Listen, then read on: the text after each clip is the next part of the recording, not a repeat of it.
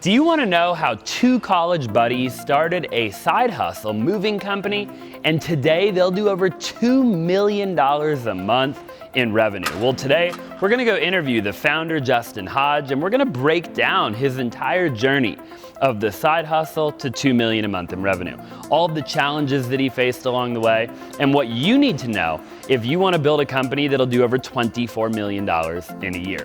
Make sure you stay to the end of the video, and if you haven't already, I would greatly appreciate it if you would smash the like button. Now let's just go ahead and jump right on into it.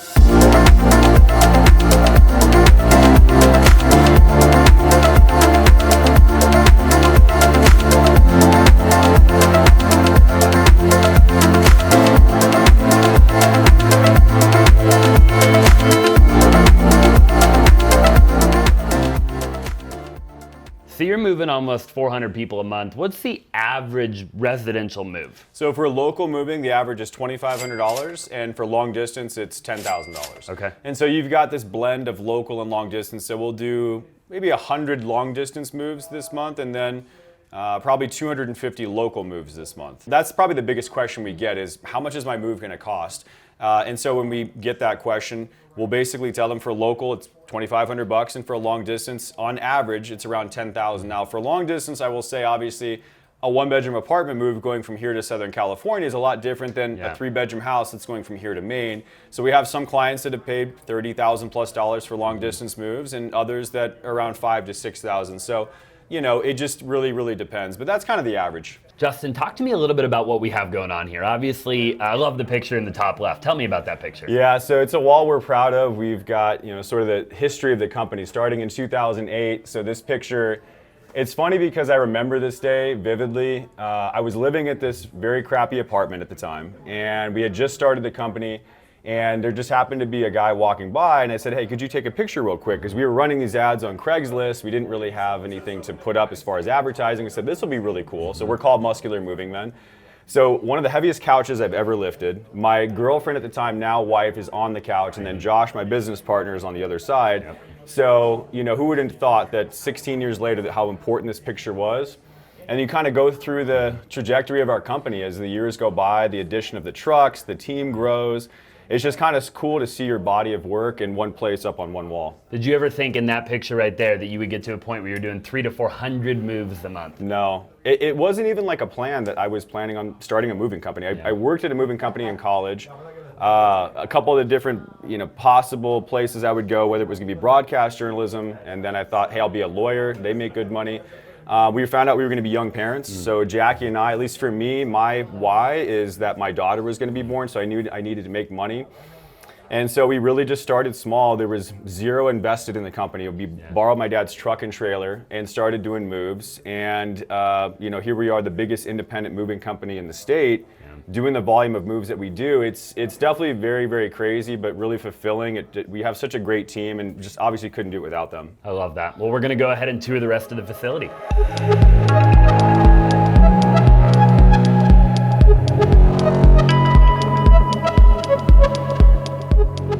Give me the walkthrough of what we have going on out here. There's a lot going on, I would imagine. Yeah, well, it's funny because May is National Moving Month, so we kind of came at the time where there is a lot going on. So more than 60% of the moves in this country will happen May to August. Really? So you've got, you know, kids get out of school, families wait to uproot until that time, and for us, this will be our biggest month ever in 16 years. Wow. So pretty crazy. So you've got, you know, the business development team, which is over here. They're making the phone ring, boots on the ground, shaking hands, kissing babies, all that kind of stuff, and then that kind of feeds over to the inside sales team. So, you know, leads work their way through our communication platform. We try to get to them within 2 minutes or so. Sure. Technology is pretty great at this point. We use a product called Live Switch. So literally, if it's a call in, we send them a link, they hop on their phone, and from our computer, we kind of do this virtual presentation of who we are, build that trust factor, and then hopefully book them on the spot, whether it's a local, long distance, whatever the case may be. And then you got operations. They're, you know, making sure that everybody's being taken care of. Like I said, it's kind of a jigsaw puzzle, especially when it comes to long distance, trying to get to where you're supposed to be, barring any trucks going down or people just not being truthful with you about what they have. Sometimes that's an issue. There's inventory that's double. Now what do? We got to figure something out. And then you've got accounting. So Steven and Heaven, they're collecting money, making sure that that's all good. And then just more of an extension of operations. So, it can be a beautiful disaster sometimes. I mean, May is just, it's crazy, but it's good. So I tour a lot of different, businesses and talk to a lot of different business owners, and very few people are willing to be transparent with the numbers. So talk to me about your decision in being that transparent with everything. I think that in general, why hide it? Why let people think that you're performing well if you're not? And, if we're doing great, we want people to share in that. And also, if you're going to hop in your car and go for a drive, we don't just do that. We need to know where we're going to go, right? We put an address in the GPS, and for us, this is kind of that address of where we're going to, and also tracking where did we come from. So, point of reference all the way back to 2015. So you've got your revenue from a local perspective, long distance, storage. M3 commercial was not even a thing yet, so we did no commercial moving. And then what did we do in total revenue? And really the bottom line number is what matters, because people go, oh my God, you're crushing it, you're making all this money, but we put so much back into the business. I think that's another healthy way to let your team know that we care so much, we're putting it back into the business. It's not just going to us. So eventually this kind of gets us to a point, through 2033, almost a little less than 10 years from right now, where we've got 30 local moving trucks. There's 40 tractor trailers doing the long distance moves. We've got 150 mover athletes. We'll have potentially 60 admin staff and 10 different offices around the country. Yeah. So I think it's pretty cool to see from 2008. We did $19,000 in 2008. We thought we were really cool, crushed it. The next year, 475,000, and like just the growth over time, and from where we came from 3 years ago, we're 50%, higher than where we were then. So I think it's really, really important to pay attention. And also I think just from an advancement perspective, the team goes, somebody's gonna have to work in these other offices. We're gonna have places to go, and then you have to backfill those positions. So kind of feeds into that camaraderie factor. Sure, yeah, these numbers are really interesting to see the evolution. You actually went from a 12% net income to a 9% net income 5 years later, and then turned it all the way around. And now obviously in 2025, I'm sure that's fairly accurate there. So really interesting. What happened, do you think, between that time and that time in terms of your bottom line? Yeah, and like you said, that really is an important number. And I think for us, you can get over your skis sometimes. You maybe overinvest in the company. You start maybe taking your eye off the ball. So we made a run at expanding nationwide. We opened 3 offices in 2018-19. And I think a lot of that led to losing market share in 2020. So, you got to own your own backyard, which I think we really learned. We also tried to put people that had never worked in the moving industry into those stores. And so we learned quickly that the learning curve was just too steep for them. Yeah. It wasn't like we were losing money, but it was apparent that we needed to get back to home base. And I think from 2020 on, we really started to do that. And like you said, 20% net is really where we want to be. And as long as we're all bought in here and we make that happen, then we're going to be good. Yeah, 100%. And then people have a place to work, right? As one of the reasons I love transparency is that your people know that, hey, if you have a bad month as an owner, then their job's at risk at the end of the day. Right. If the company's doing well, then they have room to grow. They have potential, growth opportunity within the company, right, within the organization. All right, you were telling me a little while ago that you're about to have a record month, your best month you've ever had, since 2008. How much money are you going to make top line revenue? So May of 2024, we'll do more than $2 million in top line revenue collectively as a company between M3 Commercial, Muscular Moving Men, Storage, long distance, everything combined, which is a number we've never gotten to before, and one that seemed unattainable at some point. It's pretty wild to think about, but something I think we'll get more comfortable with as time goes on, especially when we add more locations. Yeah, which is really cool. And what do you think the reason for that is? Just to lengthen the industry, or how are you continuing to just go bigger and bigger and bigger and bigger? So I think when there was this interest rate hike about a year ago or so, we started to see this drop off in referrals from different real estate partners. We started to figure out, how can we have somebody else that refers us business? So yes, there's online advertising and Google pay-per-click and all these different things, but we started working with other moving company owners. So what my partner's been really good at is building relationships with other companies that do really great with local moving, but they don't want to do long distance. So what are you doing with those leads? So there's 30 to 40 moving partners, not just in Arizona, but all over the United States that do local moving really well, that don't want to do long distance. So we kind of built this network of leads that come through. And so on a weekly basis, there's now over 100 long distance leads from just moving company partners alone. Not to mention then you have, okay, great, real estate's picked back up and all these different things. So I think that kind of taught us that we needed to have other resources and other business that's come in. And like I said, long distance, I think we have the biggest runway for. So other moving company partners, I think this is something that other business owners can learn from is sometimes your best friend can be people in your industry that are potentially a competitor, but just sharing best practices and working on like can we help make your business better, which we tried to do, and in turn they trust you, and obviously we pay commissions on it too, so everybody's happy. We always say collaboration over competition. And what is the most challenging thing in a month like May? I mean, is it just logistics or is it trucks breaking down? Is it people calling in sick? Like, what would you say if you had narrowed down one big challenge that you guys have? Wow, I have to pick one. I think, the manpower issue is always a factor. Just having people, believe it or not, people don't want to move furniture in 120-degree heat. It's like, we pay well for industry-leading pay, but at the same time, you go work a 12-hour shift, you're not really excited to come back and move again the next day. And so, I did every move for the first 2 years, and I can tell you that over time, guys start to go, did you really know how to do this at one point? And they question you. So I went out on a move a year ago. I could not move after a 12-hour day. I went and laid on my floor. I'm like, our guys are amazing. They just really, really are. So you build that culture, I think, and that camaraderie. You'll see the gym, and that's another part of it. I think just in addition to the money that you pay, you have to really build a strong culture. We feel like we've done that. How do you price out a move? I've obviously moved multiple times. I'm sure everybody has. And I've called around, previously, obviously, before we met you. Moving forward, I won't have to call around anymore.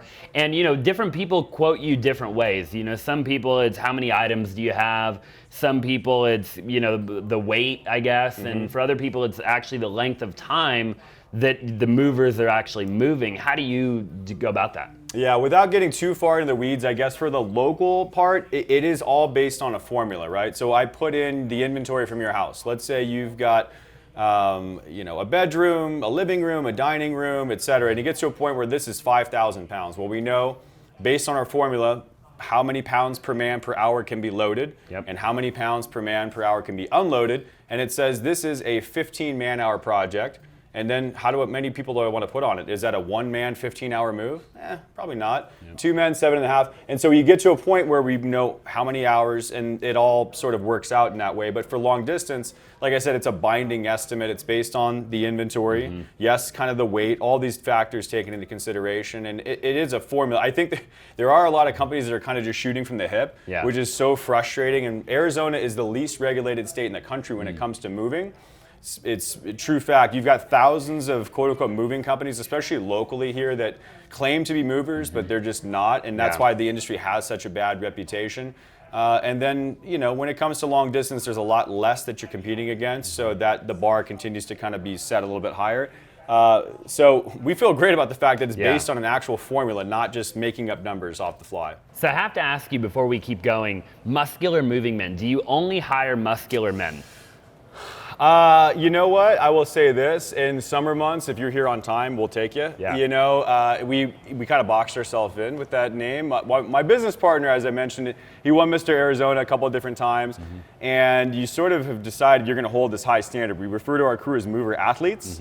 To that extent, we do want people to be in shape, right? But at the same time, we've had people that have shown up here that have not been that and have been overweight, and maybe they were smokers. We're a smoke-free company. Fitness is important to us, and people have changed their lives. No joke. We've had people that have been on Transformation Tuesday for local news channels because they've lost a certain amount of weight. Wow. And try not losing weight when it's 120 and you're moving 10 hours a day. It pretty much is like you have to get in shape. So, we shoot for that, and I think we've also helped people to change themselves too. Sure, and you have a gym over here, which we'll take a look at in a minute, that you've given access to obviously your entire team, and you're going to be building a much bigger and cooler gym in the new space that you're building out right now too, right? Well, so here's the thing about the gym that's here. We could probably charge another $10,000 a month in storage. Sure. If we didn't have this workout facility space. But it was important to us because we wanted the camaraderie factor and having guys be able to come in and work out, and also, it's important to us too. Yeah. So Josh and myself, and it really lives up to who we are. So we decided that is more important to us than trying to fill up every inch of this place with more storage vaults. So tell me about your decision here. Why did you end up doing this? So we've got this, basically, we've brought QT, we've brought Circle K, we've brought the gas station to you. Why did we decide to do that? Well, number one, I think it's a cool thing for our mover athletes to be able to grab a sandwich or a drink before and after their shifts, but also time is a factor, especially when you're talking about 125 people that are coming through this door every single day to go out and work shifts. From the time that they punch in, they're on the clock and we're paying. So how do we get them to the customer's home quickly? This is one factor. Now they don't have to go to the gas station to grab snacks, right? Do it before you get here, or help yourself over here, swipe and pay and whatever. But also, it limits damages. So you've got these moving trucks every day that are going out. If you can stop them from going to one additional location, then you're potentially limiting damage, and it's less out of pocket for us, less fuel. So I mean, there's only good things that happen from this, so it's pretty cool. So what made you want to get into storage in the first place?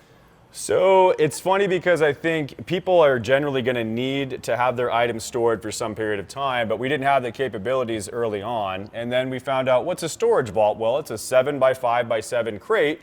You need a forklift or a pallet jack, and eventually we just kept doing it better and better and better, to the point now where we've got 1,200 vaults here, and at any given time we'll have more than 1 million pounds of furniture inside here. So it's nice because the selling feature there is that we bring the storage to the client, right? So if I was to take your stuff to Extra Space or public storage, something like that, I have to load and unload a truck 2 times, more labor, more damage potential. But if I bring the storage to you, and I have an inventory person there that's tracking everything coming in, it's 1 time in, 1 time out, so less likelihood of damage and then just less labor time. So it works out great.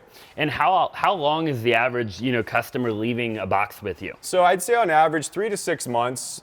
We have people that have prepaid for years on end, like legal offices that just don't need access to their clients' documents and stuff like that. And when COVID happened, actually, people all of a sudden, there was this huge boom and people wanted to sell houses, but they had no place to go.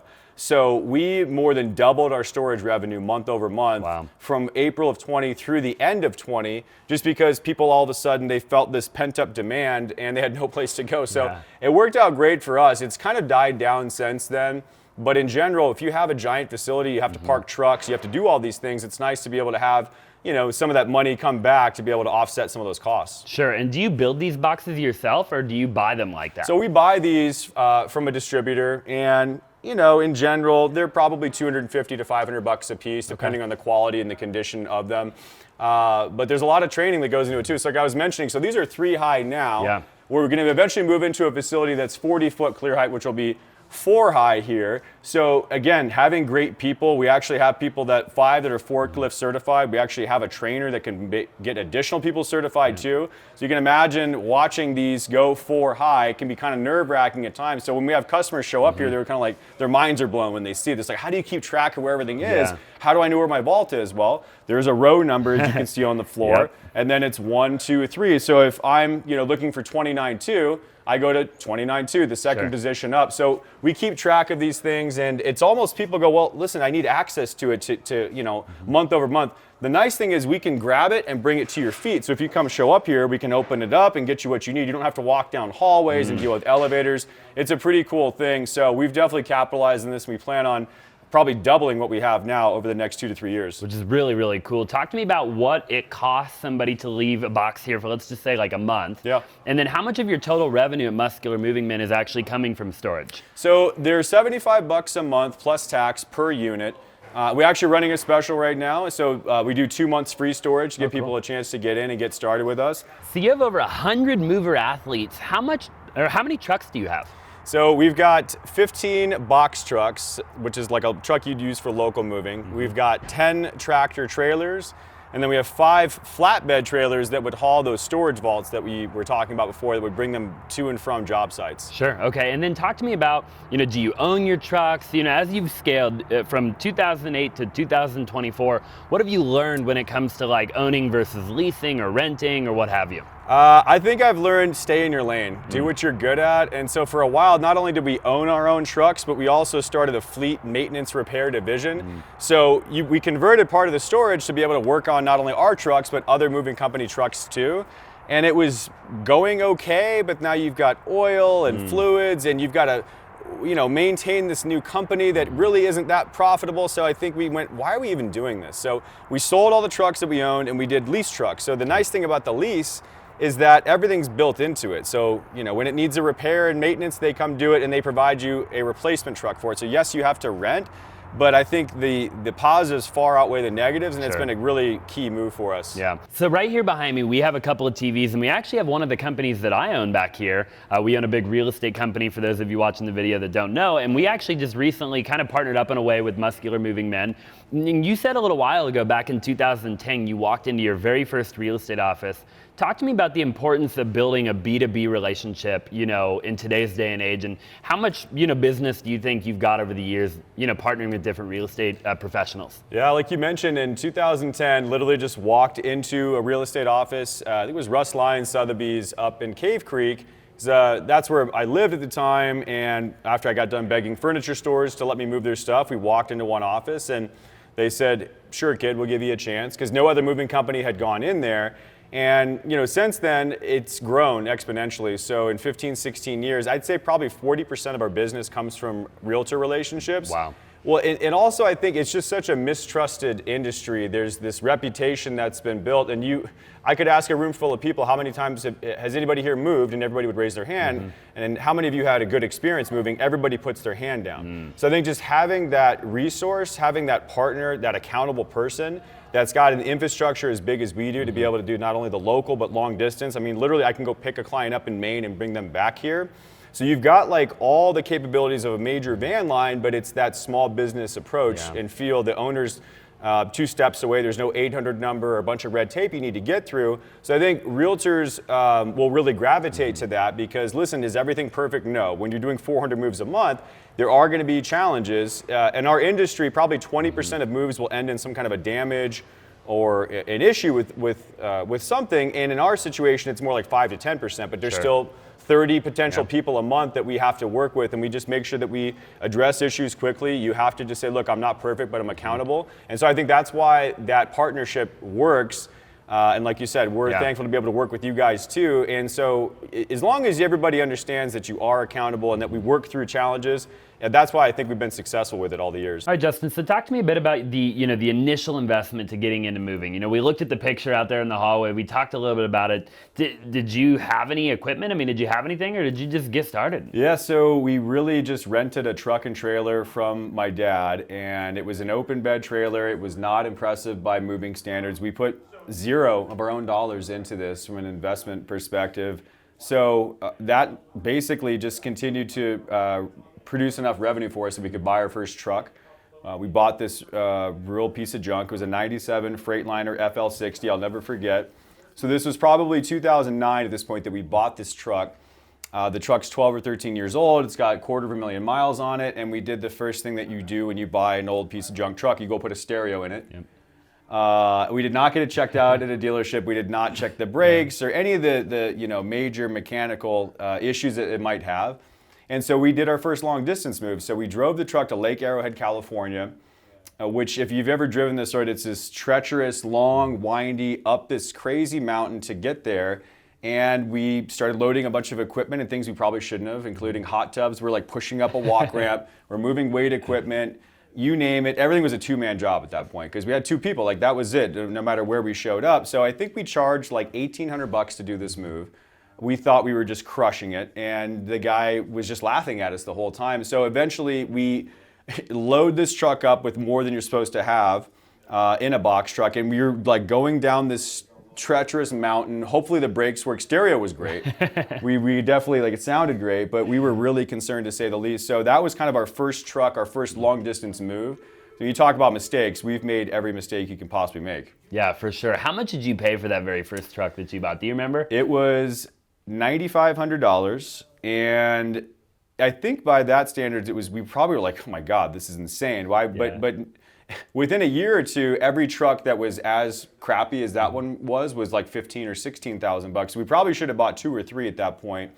I mean, they run forever. It was kind of sad saying goodbye to Arnold, our first original truck. We named our moving trucks after different action stars and bodybuilders. I know it's kind of corny, but you got to have a way that you can refer to your different trucks so your guys know, hey, you're on Arnold today, or Louis, or Achilles or Leonidas or Titan or whatever the case may be. Yeah, sure. You know, it's interesting. You paid $9,500 for the truck, and you probably put a $1,000 stereo in there, right? Yeah. That was the most important thing.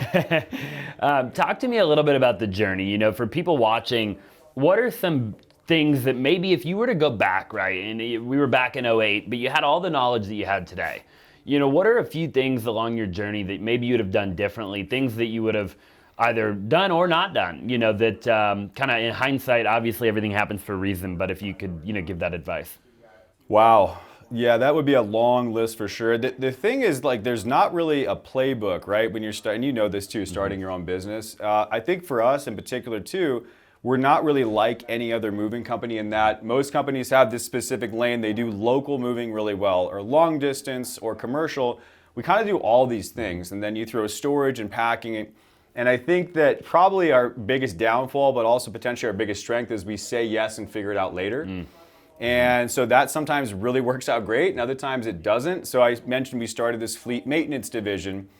You know, that lost a significant amount of money because, again, you're trying to just continue to add these little side pieces to your business. We started a junk removal division. So the trouble with the junk removal was that you're using the same equipment and trucks, but you're turning down a $2,500 move to do a $200 junk removal, and you know, it just didn't really add up. We launched 3 stores outside of Arizona. So you've got, in 2018, we opened San Diego, a location in Michigan, and Denver. And they were going okay. That was probably the year that I, you know, felt like I was most stressed out in my entire life. So running not only this business, but traveling week after week to these different markets. So we eventually closed those. I think just, you know, being humble, that was a very humbling experience for us for sure. And just admitting, look, this is not the right move. We lost a lot of money in those situations. There's a countless list of more stuff we did wrong. I got some pretty amazing stories, but you know, those are the things that come to mind off the bat.